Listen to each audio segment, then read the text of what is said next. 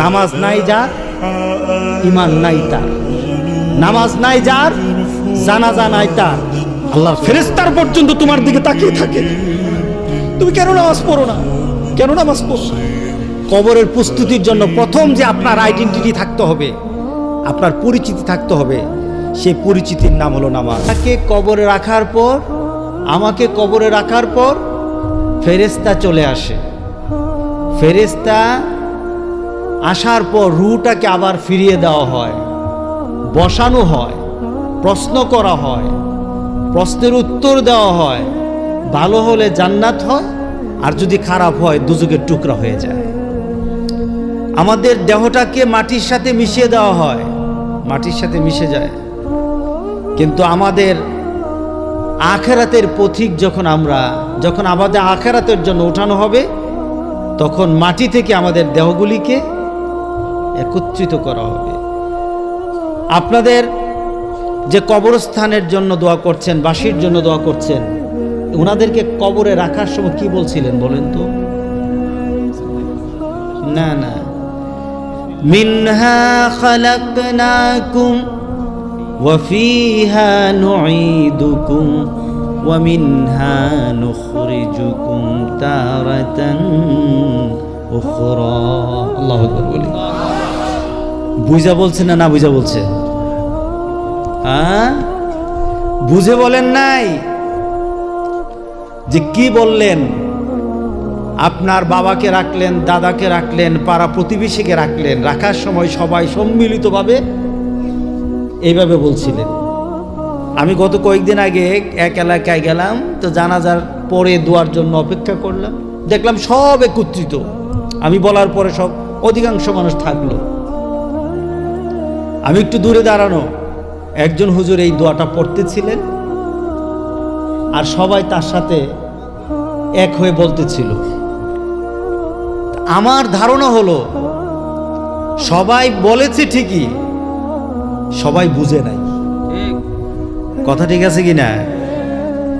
যে জিনিসটা বুঝলেন না, এই জিনিসটা বলে কি ফায়দা আছে বলেন? যে জিনিসটা বুঝলেন না, যে আপনি কবরে যাকে রাখছেন তাকে কি বলছেন? আপনি যখন কবরে রাখেন, ওই কবরবাসীকে উদ্দেশ্য করে বলছেন মিনহা খালাকনাকুম, এই মাটি থেকে তোমাকে সৃষ্টি করা হয়েছে। আচ্ছা, মাটি থেকে মানুষের কোন অংশ সৃষ্টি করা হয়েছে? দেহ। আর আমাদের রূহ আল্লাহর তরফ থেকে ওয়ার্ডার, মাটি থেকে নির্যাস সৃষ্টি করা, মাটির নির্যাস দিয়ে আমি সৃষ্টি হয়েছি।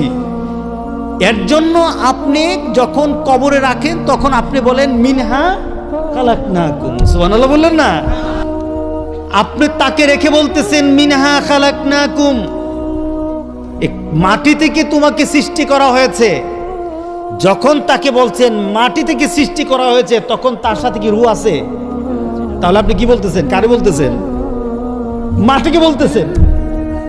তোমাকে মাটি থেকে সৃষ্টি করা হয়েছে, ওয়া ফিহা নুঈদুকুম, আর এখানে আমি তোমাকে আবার স্থাপন করছি, এখানে রেখে যাচ্ছি। মাটির সাথে তোমাকে আবার মিশিয়ে দেওয়া হবে, এখানে রেখে যাচ্ছি। তাহলে বোঝা গেল মাটি থেকে সৃষ্টি, মাটিতে আবার দিয়ে যাচ্ছেন। শেষ না, ওয়া ফিহা নুঈদুকুম ওয়া মিনহা নুখরিজুকুম, আবার এই মাটি থেকে তোমাকে উঠানো হবে। সুবহানাল্লাহ বলেন না? তাহলে আপনাদের রূহ গেল কই? আপনারই তো প্রমাণ যে শুধু রূহ নিয়ে উঠবে না, দেহ নিয়েও উঠবে। আল্লাহু আকবার, আল্লাহু আকবার। শিখলে ভালো লাগে না খারাপ লাগে? আগামীতে কেউ মারা গেলে তাকে যখন দাফন করবেন, তখন আমার কথা একটু মনে হবে, হুজুর তো বলে গেছিল। ওয়া ফিহা নুঈদুকুম ওয়া মিনহা নুখরিজুকুম তারাতান উখরা, তোমাকে আবার ওই আখিরাতে একত্রিত করার দিনে, সেই দিনে একত্রিত করার জন্য, আখিরাতের জন্য তোমাকে আবার উঠানো হবে।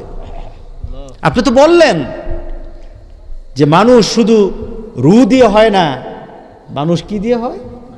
মাটি এবং রূহ দিয়ে। সুতরাং দোয়ার ক্ষেত্রে আমরা কমপ্লিট দোয়া করব যে কবরবাসী যারা আছে তাদেরকে যেন আল্লাহ মাফ করে দেন, মাগফিরাত দান করে দেন। আমিন বলি। ওয়ামান আহসানু কাওলাম মিম্মান দাআ ইলাল্লাহ ওয়া আমিলা সালিহান ওয়া ক্বালা ইন্নানি মিনাল মুসলিমিন।